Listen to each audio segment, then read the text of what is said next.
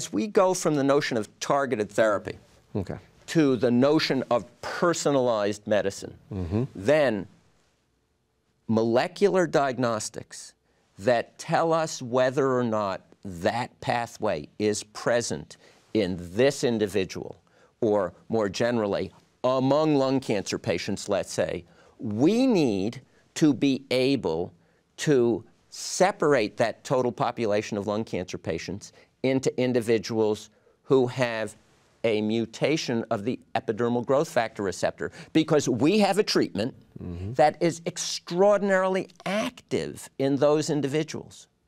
And by being able to select those individuals with these molecular diagnostics, we can match treatment to biology, and the outcomes can be extraordinary. Now, we can take from the large group of patients with lung cancer people who benefit from treatment A, and people who benefit from treatment B, and people who benefit from treatment C. And all of a sudden, our hit-to-miss ratio, our batting average, goes up from 300 to 600 or 700. We can predict who is likely to respond and the benefit they're likely to get. From a provider's perspective, that's another piece to understand, and how does that integrate within my diagnosis of this patient? And then also, as a manufacturer, where do I build that in? Where do I bake that in, not only in my development side, but on the commercial side, on the marketing end? Molecular diagnostics need to be more and more tied to the approval of new drugs, what we call companion diagnostics. So you and I can be sure that if we're going to recommend a specific therapy to somebody based on an assessment of their tumor tissue, that the diagnostic test that we use was tied to the research studies that demonstrated the effectiveness of that reagent. It's a complex intersection, but it's one that manufacturers and providers and payers and patients all understand, because it brings cancer treatment options for the patient down to the individual, and for the payer, the opportunity to know that a potentially quite costly therapy has a very high likelihood of benefiting every individual for whom it is prescribed.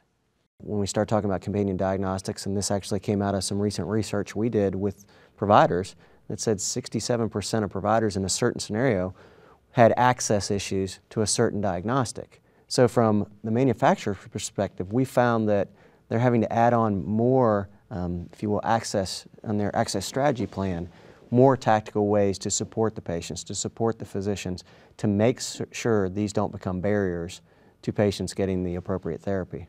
You know, I'm glad to hear that all this is being done, because it seems to us on the treatment side as providers that the return on that investment is huge in terms of treating the right person with the right reagent for a documented reason. And at the level of the payer, at the level of the manufacturer, the ability to have access to a way of enriching the population treated, it's changing for the manufacturer, for the payer, for the provider, for the patient.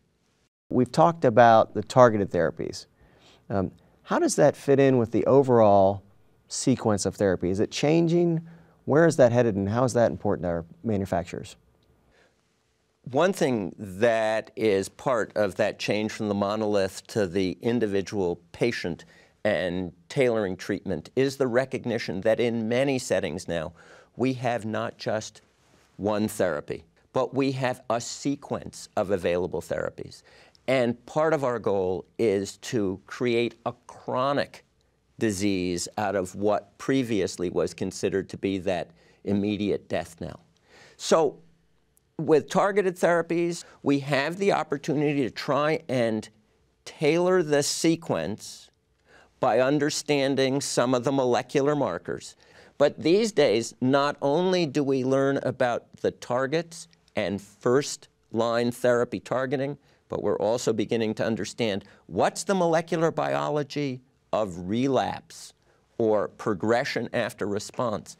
And by studying the tissue again after benefit and then later progression at first line, we can understand what additional targets need to be treated, or what more broad-based agents or agents that can overcome that resistance can do to lengthen out the duration of quality life. So the notion of making cancer a chronic disease and using sequential therapy strategies with the best possible therapeutic index, the highest response rate and longest disease control with the lowest profile of side effects, in order to give patients, as I say, what we all are striving for, which is the longest duration of quality life.